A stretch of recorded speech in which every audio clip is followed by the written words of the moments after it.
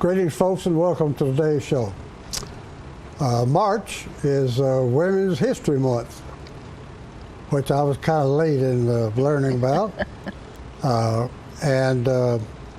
So we want to talk about women today. And our guest is the Reverend Caren Teichmann, who is Associate Minister of First Christian Church in Tullahoma. So, Caren, welcome and thanks. Thank you, Tom. Appreciate you taking time to be with us. We want to discuss a bit of history, and we also want to get into the increasingly controversial and news-dominating issues of women's advocacy. Yes. But before we get into all this heavy-duty stuff, let's find out something about Reverend Teichmann. Well, can I say that I'm not a reverend exactly yet? Oh. But I appreciate that. So what do we call you?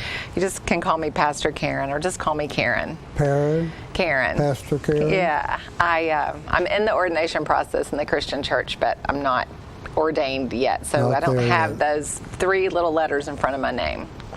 Okay, tell us about Caren. Okay, I grew up in Lawrenceburg, Tennessee. My father was a Methodist minister, and I have two siblings, a younger brother and a younger sister. I went to college in the 80s and majored in biology and chemistry and worked in... Pretty heavy at that time. Right, and worked in research at Vanderbilt right about I got out of college about the time the AIDS epidemic really became national news and a national story, and significant portion of research income in medical facilities. And so I did that. I did that kind of work. And really and truly, it broke my heart. And I've lost my faith. I lost a lot of my faith in the decency of people, faith in the medical community. And so I left. I left that job. You haven't told us yet about having time to get married and have four big strapping guys. Yes, exactly. So I left that job and I went back to school at Vanderbilt. I wanted to get my PhD in virology and infectious diseases. And so I did that for a couple of years until I got pregnant. And I got pregnant. I had 4 boys in 5 years. And so I stayed home from 1992 to 2014. And but in the meantime of that, when my boys got old enough, I went back to school, divinity school, which was a completely flip-flop from medicine. Now into divinity. Okay. And so I pursued that mostly out of personal interest. I didn't know that I was going to then be divorced and need a job to support myself. So a lot of things unfolded differently, but I've kind of than I expected, but I've kind of been able to roll with the punches. Yeah, I guess. Well, okay, we need to roll into a short commercial break, folks, and we'll be right back.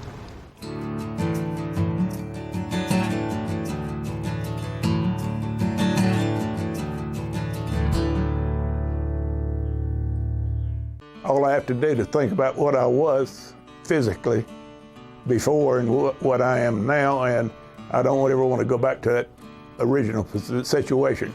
The overall mission of the rehab team is always what is best for the patient and how we can facilitate maximum potential from every resident. Well, the most important thing to me is that I'm allowed to do whatever I want to do, Everyday Miracles, Life Care Center of Tullahoma.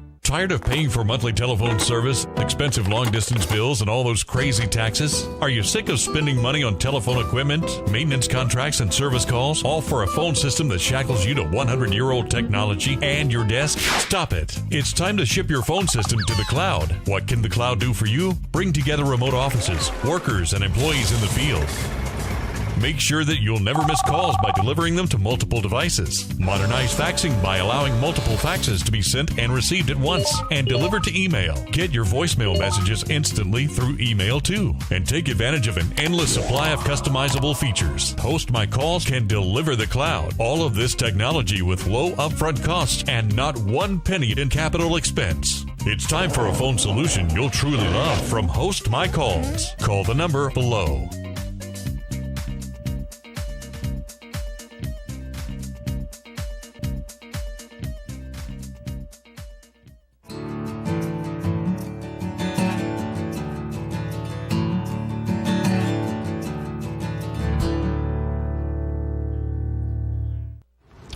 We're talking today, folks, with Caren Reisman, pastor, minister Caren Teichmann of the First Christian Church, Tullahoma, and we are talking about women. This being Women's History Month, and we want to talk some history, but we also want to talk advocacy. So. What do you got by way of, let's bring the history on up. You started a minute ago with something in 1911. 1911, yeah. Which was what? Well, when you invited me to be on the show and we were going to talk about women's history, then last week we just celebrated the International Day of Women, or International Women's Day. And so I started looking online to see if I could find out how long we've been celebrating that day. So 1911 was the first time that there was ever kind of a day set aside. And I think it was probably unofficially in the beginning, but a day set aside to think about and explore women's contributions to history. And I think that was probably a part of the suffragette movement, women fighting for a right, for representation, for a right to vote. And then a few years later, it was adopted. There was a school system in California that had decided to take International Day of Women and expand that into a week and make it part of their curriculum, so that there was a week of women's history. And then I think maybe in the last 15 to 20 years, it's become a month. Rolled into a month. Yeah, rolled into a month. But it almost missed me. I know. We could come on up to the present time. We've had, for example, some pretty famous women in the aviation field, for example. One of whom we lost tragically, Amelia Earhart. Yes. And she was a pioneer. Yes. We come on up to. Also, there was another female in the aviation industry who is, and I can't come up with her first name, Beach, who was, she and her husband founded Beach Aircraft, and they also are responsible for giving the name to the Beechcraft Museum here in Tullahoma. Yes. If you haven't been to that, you should go. It's an education all by itself. And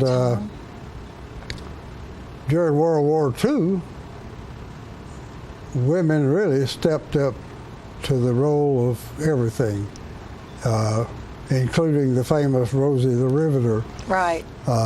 Because they were literally building airplanes. So it goes on and on, I guess. Do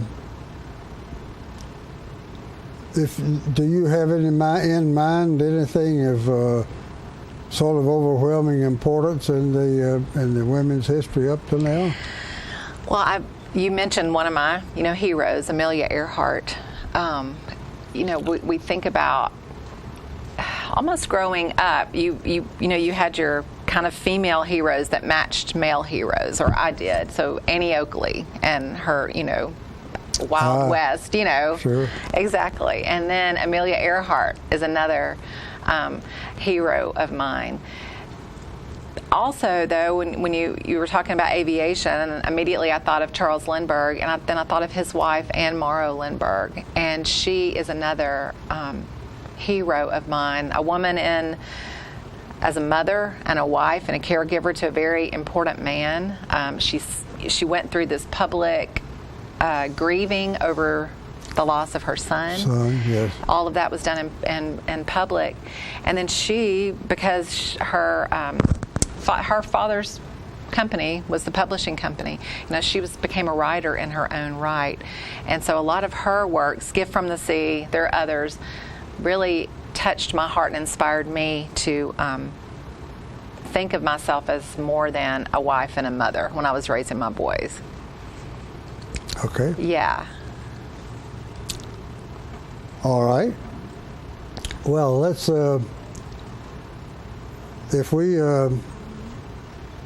if we had to sing aloud, I guess it would be impossible to sing aloud anybody who is most outstanding in the from a historical standpoint. Yeah. But we have numbered any number of them. Yeah. The Beechcraft, I say we're very fortunate in Tullahoma to have that museum located out on the south end of the airport, and it was sponsored entirely by private means. It is not a public museum.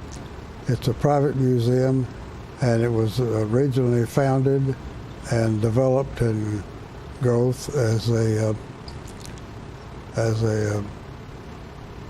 demonstrate the pioneering in the aviation field.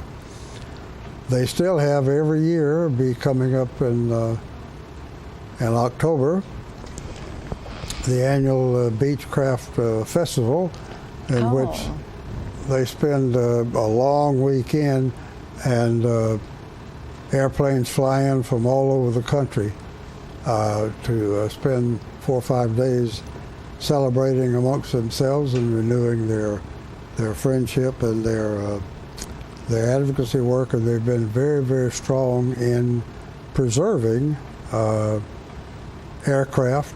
And the museum has got quite a large crew of them itself. I know. So yeah. That's, as I say, that'll be coming up in the fall, and it itself brings a great deal of prominence to Tullahoma. So let's begin to think some in terms of advocacy, and the more I listen, the more I see in the paper, and the more I hear, the more sort of garbled it becomes. Right. We've got so much information thrown out there, some of it seemingly contradictory, and right. it becomes, for me at any rate, very difficult to sort out and really kind of focus on what seems to be important, and especially in terms of you need some sort of cohesion to the background before you can make much sense on where do we go from here. And I am not seeing anything in that regard at this point. So, but let's begin to get a little more specific about that. But first, folks, let's take another short commercial break, and we'll be right back.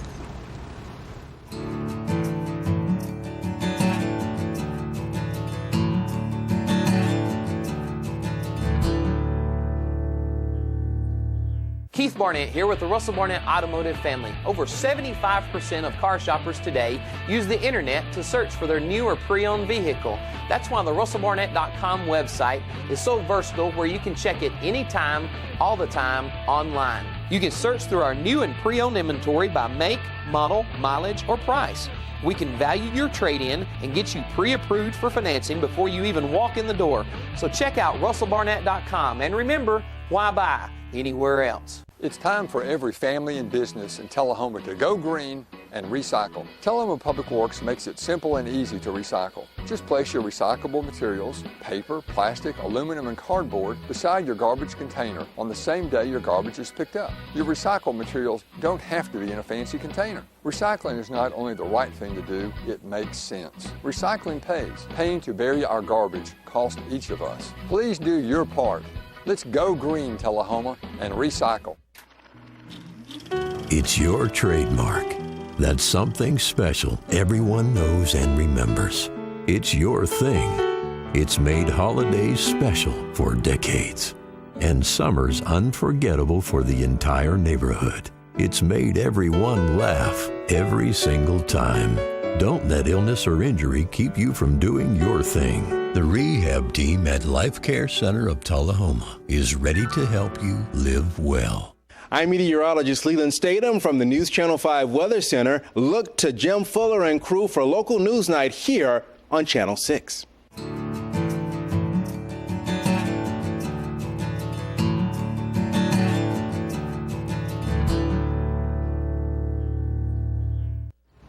We're commemorating, if you will, folks, Women's History Month. And our guest today is Pastor Caren Teichmann from First Christian Church. And we've been talking a little bit about women's history, but we also are, there's a greater and greater share of the public debate that's being devoted to women's rights, or perhaps another way of saying it is women's unequal rights. Right. So we still have the amount of information out there is confusing. We still have unequal pay. We have unequal promotion. Sometimes even difficult finding a voice. I was continue to be impressed with the amount of sexual harassment that's going on. Yeah. And it seems to be all over society, but perhaps more surprisingly in the workforce. And it's, as I say, it's hard to understand what to make of all that and what to do with it. But we have, for example, I think, there's many women in the workforce as there are men. Mm-hmm. And nowadays things are switching. We've got more college-educated women in the workforce than men, and more of them are graduating from college, and including the professions, mm-hmm. medicine, mm-hmm. law. So what do you make of all of that? And yet there's still a complaint that we've got unequal pay, unequal everything. Mm-hmm. What's your take on that? Yeah, well, my take on that is that it's really kind of unbelievable to me that in the year 2017 in America, women and men can work side by side in industry, at entry-level jobs, but also, like you're saying, in hospitals and law firms, in city and national and state government, and they make, I think, white women make about like 70 cents on the dollar to what men make. And the truth is, there are a lot of women out there who are head of household, who are raising children on their own. I think that maybe once upon a time it was thought that a woman's income was supplemental to her husband's income or her partner's income, but that's not really true anymore. And it's increasingly, I think, difficult for women who even want to stay home. It's increasingly difficult to be able to do that and provide for your children and your family the way you want to provide for them. Well, if you don't have a husband who's providing the majority of it, the answer is you're not getting it. Right. Exactly. It's not available. Exactly. And so, and I think that's what I'm saying. When you have more and more women in these upper level positions as physicians and doctors and lawyers and CEOs, there's a man that's not in that position making that money. And so, again, it's a very complicated situation. And it feels to me like women kind of come out on the short end, really sort of no matter how it unfolds. If you need to kind of provide, if it's important to have certain level of lifestyle, and then that sort of depends on the man that you're married to and what his profession is. Or if women are able to do this on their own and then offer men opportunities to be more involved in the family life. I mean, I feel like there's a win-win here. There's a way that we can make this work, and the men can become more than breadwinners, the primary breadwinner. That's a lot of pressure. I do have 4 sons, and I tell them, their father and I, we made certain decisions based on where we wanted them to go to school and where we wanted to live, and those were costly. I'm not sure that I would want them to live their lives the way that we lived ours. I would not want any of my daughter-in-laws to go for 20 years, let's say, without an identity outside of their family. I think that puts a burden on families as well. I talk out of both sides of my mouth here. Well, yeah, there's it's not cut and dry for me, and I think that what I would really want, if I look at young girls now, and this is kind of what happened for me. I grew up and came of age in the 70s and 80s. Huge women's rights movement, Gloria Steinem and all of these things. And then I remember hearing in grade school, oh my goodness, if that Equal Rights Amendment passes, then, girls won't have their own bathrooms anymore. There'll just be one bathroom for girls and boys. And girls get recruited in the military and have to go to war as well. It was just we didn't know what that would mean for women to have equal rights. And we were kind of afraid of it. But I grew up with this idea that women could be anything they wanted now. So it was possible for me to work in medical research and to even consider a medical school. But I didn't really know how I could do that and still be a mom and a wife. It just, and not have to pay someone else to take care of my children. So so there, opportunity happens, but then the old roles. Women are still most of the volunteers in school systems. They are still most of extracurricular activities. I mean, women are still doing their jobs and then coming home and doing all this other stuff too. Which is sort of a stress, isn't it? Yeah, it can be. We can have it all, but it can kill us sometimes. Well, and one of the things that's still going on that continues to puzzle is you mentioned 70 cents that women make compared to men. Right. There are also numbers that say that's more like 80. Okay. But then along comes the fact that blacks drop back down into the 60s, right, and Hispanics drop even a little bit further. Right. And that it's been stagnant for 10 or 15 years. That has not changed any at all. Right. So, and then along comes a bold headline I've seen in the last day or two that says the gender gap is going to disappear altogether in 2023, in the 23rd century. So you only got 300 years. You only got 2 centuries to go before the gender gap is going to. You think, have you got the patience to wait? I think I can. Wow. Okay. Well, I mean, it's kind of good to know there's a date out there. Well, and that's the continuing confusion part of it, that there's just so much information out there that it's hard to figure out what it is, not only what we've got, but can we agree on a cohesive definition such that we would provide some basis for trying to figure out where to go from here. Yeah. There's nothing meaningful that I'm aware of going on in that score. Have I missed something? Well, there are lots of women working on this, both in... Good. And they're going to come up with a solution, huh? Maybe. Well, let's hope they can do it. With that, folks, we have run out of time. We're going to have to take a short commercial break and wrap up.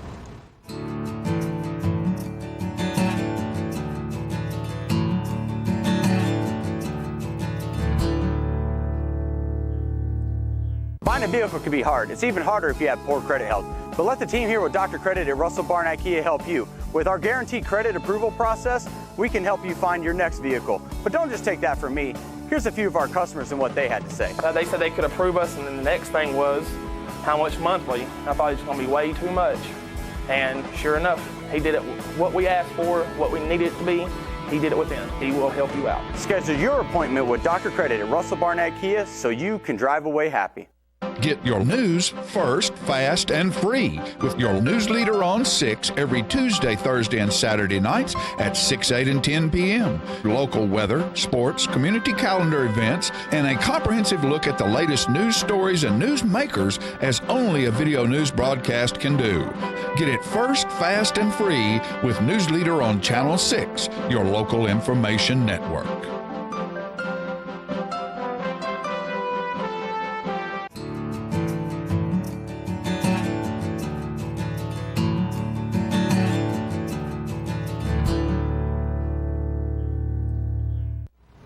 We've been talking today, folks, about women's rights, both from a history standpoint and from an advocacy standpoint. We've been talking with Caren Teichmann, Pastor Caren Teichmann of First Christian Church. So, Caren, do you have you got a voice you might like to make directly to the folks out in the audience? You want to look straight at that camera and speak to them? And speak to them. Yeah, I do. I want to say to the men and women watching this show, boys, girls, that historically it's been, there's been a difference in opportunity and education and earning potential, and even just the ability to dream for what you might want to be and do with your life. And I want to say that this for men and for women, that hopefully there's a time where coming soon where we are not limited or identified strictly by our gender. We're got lots of opportunity ahead, folks. Exactly. It's a great and exciting time to be alive. Oh, good. To be alive and to be a female. Amen. Well, I want to thank you for taking time to join us, Caren. We appreciate that. It was fun. And very fun. I want to thank you folks for inviting us into your parlor, and we will see you next time.